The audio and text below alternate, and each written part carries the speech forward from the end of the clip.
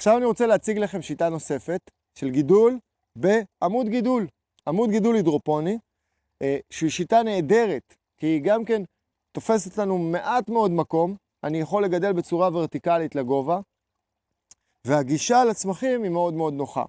הרעיון בשיטה הזו הוא כמו המערכות שראינו קודם. יש לנו מיכל תחתון, שבו יש משאבה, שם אני מכין את התמיסה ההידרופונית, יש לי מים ודשן. המים עולים בעזרת המשאבה לקומה העליונה, שם יש לנו סוג של ממטרה, שמשפריצה את המים לכל כיוון, והמים יורדים בגרביטציה חזרה למיכל. בזמן שהם יורדים, הם גם כן יוצרים חמצון וירבול וירבוב, והשורשים מקבלים גם מים וגם אוויר. אני אחשוף עכשיו את אחד הצמחים. אתם רואים איך השורשים גדלים לי לתוך העמוד גידול. במקרה הזה אנחנו מגדלים בזיליקום, יש פה ריח משגע. אני אחשוף כרגע ויראה לכם איך באמת המים מתפזרים בממטרה הזאת שציינתי קודם, ויורדים חזרה אל המיכל התחתון.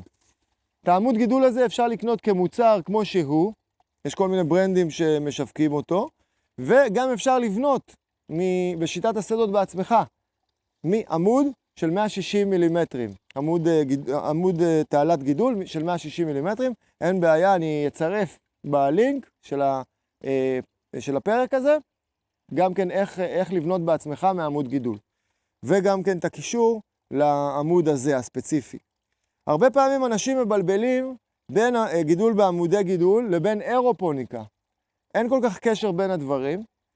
הקשר היחיד הוא שבאמת נוצר איזשהו אזור עם המון לחות בתוך העמוד, שזה באמת מה שמזכיר את האירופוניקה. אבל רק כדי לסבר את האוזן, אירופוניקה זה גידול אך ורק בעזרת אוויר ולחות. כלומר, יש לנו מכשור, או מתזים מיוחדים, או ספרינקלרים מיוחדים, שיוצרים לי טיפה זהירה. לא סתם טיפה שאנחנו זורקים מים, שזה בעצם זרימה, אלא טיפה בגודל מאוד מאוד זהיר, או למעשה יוצרים בצורת עיבוי, יוצרים מה שנקרא סוג של ענן או ערפל, מיסט.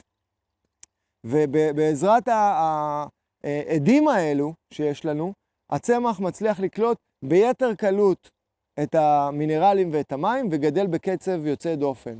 אנחנו לא הולכים להרחיב יותר מדי בקורס הזה על אירופוניקה, בגלל שזה קצת יותר מסובך ופחות משתלם לגדל בשיטה הזו, אבל ככה, כמאמר מוסגר, זוהי אירופוניקה. לעתים אנשים מכנים את העמוד הזה עמוד אירופוני, בעיניי זה עמוד הידרופוני, שזה לא מוריד כהוא זה ממנו, וזו אחלה שיטה.